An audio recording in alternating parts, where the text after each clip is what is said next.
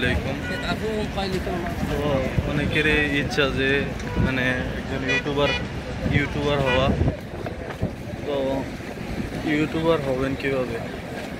মানে আপনার ধৈর্য থাকতে হবে, কন্টিনিউ মানে যে কোনো একটা টপিক না কন্টিনিউ ভিডিও তৈরি করার চেষ্টা করবেন সবসময়।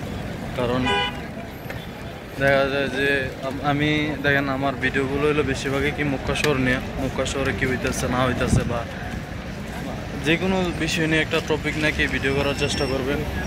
কারণ ইউটিউবার ভাই মানে এমনি হইবেন না, আপনার একটা প্রতিভা লাগবে। যে আপনার একটা প্রতিভা দরকার যে কোনো।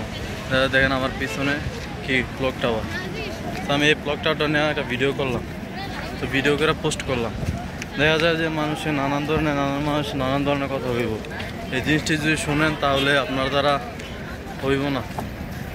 আপনি চেষ্টা করতে হইব, কন্টিনিউ ভিডিও দিতে হইব।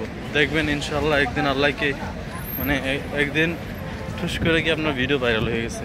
ভিডিও কোয়ালিটি ভালো দিতে হইব। যেমন আমি যেটা দিই এটা কোয়ালিটি ভালো না, কারণ আমি সময় পাই না। দেখা যায় এখন ডিউটিতে দেন, বেশিরভাগ ভিডিও দেখবেন যে ডিউটি থেকে আইসা মানে ডিউটিতে যাইতেছি বা ডিউটিতে আসতেছি এরকম টাইমের ভিডিও। কারণ আমি আর বাড়ানোর সময় পাই না, বা রুমের ভিতরে তো ভিডিও বানানো মানে এটা কেমন জানি লাগে বুঝছেন। তো জানি আসি, তো এখান থেকে চেষ্টা করি যতটুকু পারি ভিডিও দেওয়ার।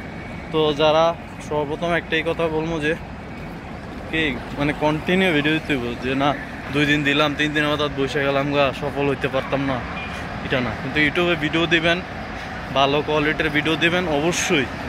মানে আপনি অবশ্যই আপনার কোয়ালিটি ভালো হইলে এমনি মানুষ দেখতে চাইবে। আর কোয়ালিটি খারাপ হইলে তো মানে এত একটা গর্জ দিব না, যেমন আমার মতন কোয়ালিটি, যে আমি এত একটা কোয়ালিটি দিয়ে কোয়ালিটি করে আপনার করতে পারি না, যে ছবি ভিডিও দিতে পারি না বা যে কোনো জিনিসই দিতে পারি না।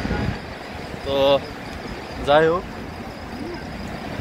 ভিডিও যারা করবেন অবশ্যই ধৈর্য সহকারে করার চেষ্টা করবেন, যে না আমি পারবো। মানে অনেকের কথা শুনে করবেন না। তো কন্টিনিউ ভিডিও দিলে আস্তে আস্তে আপনার ভিউজ অটোমেটিক বেড়ে যাবে।